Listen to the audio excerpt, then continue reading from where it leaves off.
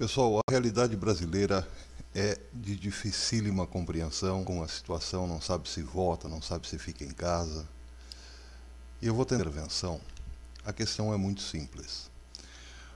As Forças Armadas, embora sabemos que exista uma certa divisão, fecharam no seguinte sentido: não haverá, sem o apoio em massa do povo na rua pedindo intervenção militar, foi decidido que não haveria intervenção. Porque a intervenção representa colocar pessoas suficientemente nas ruas paradas de sua decisão. Isso poderia ter acontecido imediatamente após a prisão de Lula, ou muito antes, quando se descobriram todos os grandes. Nunca ocupou praças, ruas, paralisou o país pedindo intervenção. Isso é um fato.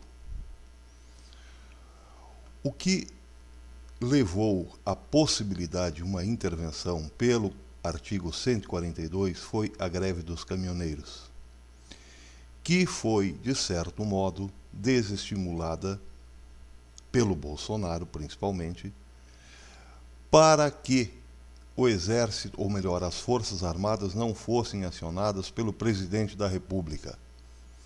Hoje nós entendemos que isso também não era do interesse das Forças Armadas. Servir a um governo podre para depois tentar limpar o país na companhia das frutas podres. Seria algo meio complicado de administrar. O fato é que por essas duas razões, nós não tivemos intervenção militar. Quando vamos dizer assim, os oficiais de alta patente perceberam que não poderiam contar com o apoio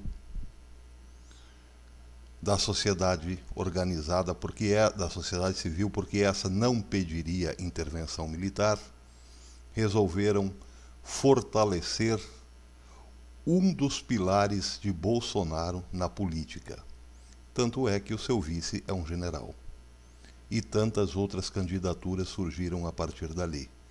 Muitos militares foram para a política para servir lá na frente de apoio a Jair Messias Bolsonaro, caso esse precise acionar, sim, o artigo 142.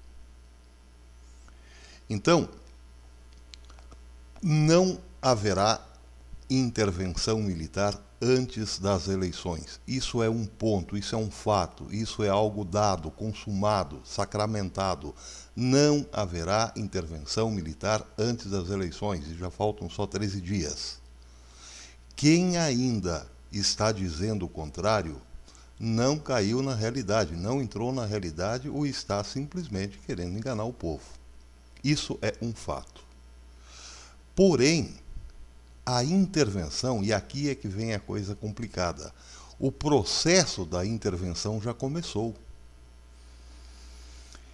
E ele durará o tempo necessário para que haja razão suficiente para as Forças Armadas tomarem o poder. E a razão suficiente é povo na rua, não existe outra. Porque o mundo já está um barril de pólvora e as Forças Armadas resolveram não arriscar um processo tão traumático, tão polêmico, tão politicamente polêmico no cenário mundial, por meia dúzia de pessoas. Por meia dúzia é evidente um número simbólico, mas por pouca gente, por rumores. As Forças Armadas não agirão mediante rumores. Por isso que é muito importante, a vitória de Jair Bolsonaro nas urnas. Porque é a única condição que pode levar o povo à rua. Porque não pensem que essa gente que está no poder entregará o poder pacificamente. Eles lutarão até o fim. Bolsonaro pode ainda correr risco de morte. Mas o grande risco que ele corre é uma impugnação da sua candidatura, e isso não ficará, não passará batido pela grande massa dos seus eleitores. Dessa vez, o povo não ficará quieto, irá às ruas pedir intervenção militar, pois chegou a hora de unirmos-nos. As divisões ficaram no passado. Intervencionistas e bolsonaristas têm que assumir o mesmo projeto. O mesmo projeto, um projeto de país. E esse projeto de país começará com militares no poder. A situação é difícil de explicar, a situação é difícil de compreender, mas o fato é o seguinte: sem povo na rua, não haverá intervenção militar.